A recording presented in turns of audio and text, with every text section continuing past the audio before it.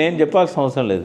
ఎఫ్ఐఆర్లలో 4 ఎఫ్ఐఆర్లు మేడిగడ్డ దగ్గర నుంచి అక్టోబర్ 21 రాత్రి పోలీస్ స్టేషన్లో ఇంజనీర్ కంప్లైంట్ ఇచ్చాడు. అక్టోబర్ 22 అది రికార్డ్ అయింది. ఎప్పుడు 2023. అప్పుడు ఇక్కడ ఎలక్షన్ షెడ్యూల్ వచ్చింది. కేసీఆర్ గారి చేతిలో లా అండ్ ఆర్డర్ లేదు, రెవెన్యూ లేదు. సో అప్పుడు ఎలక్షన్ కమిషన్ చర్యలు తీసుకోవాల్సి ఉండే. వాళ్ళు ఎన్నికలలో బిజీగా ఉండి ఆ ఎఫ్ఐఆర్ను పట్టించుకోలేదు. బట్ ఈయన ముఖ్యమంత్రి అయిన తర్వాత ఫస్ట్ చేయాల్సిన పని ఏంటంటే 500-600 కోట్లతో కట్టిన ఆ బ్లాక్, అంటే దానికి 4000 కోట్లైనా 500-600 కోట్లతో కట్టిన ఒక బ్లాక్ అది బ్లాస్ట్ అయింది.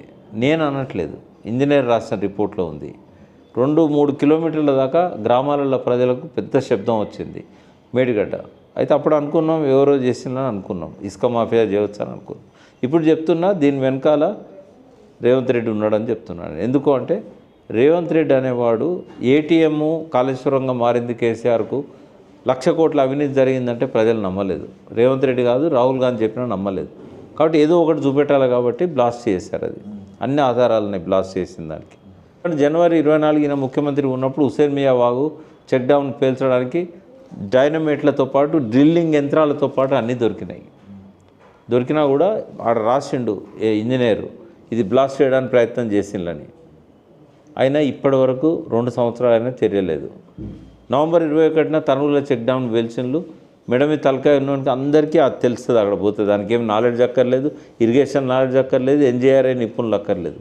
మెడ మీద తలకాయ ఉంటే చాలా అది బ్లాస్ట్ అని చెప్తారు. ఇంజనీర్ కూడా రాసిండు, దాని మీద ఇప్పటివరకు చర్య లేదు.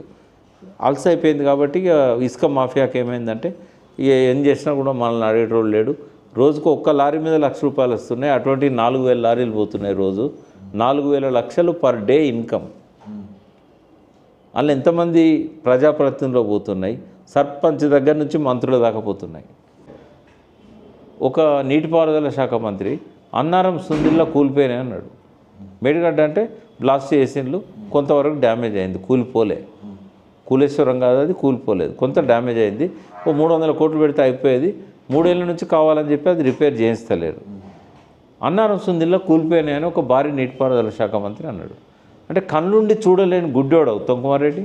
అన్నారం సుందిలో కూలిపోయిందా? గూగుల్లో కొడితే కనబడుతుందా ఇప్పుడు? మరి కూలిపోని ప్రాజెక్టులను కూలిపోతుంది అన్నాడు. అది కూడా తెలుసుకోలేని నీటిపారుదల మంత్రి టీఎంసీలు అంటే లెక్కెట్టే తెలుస్తుంది.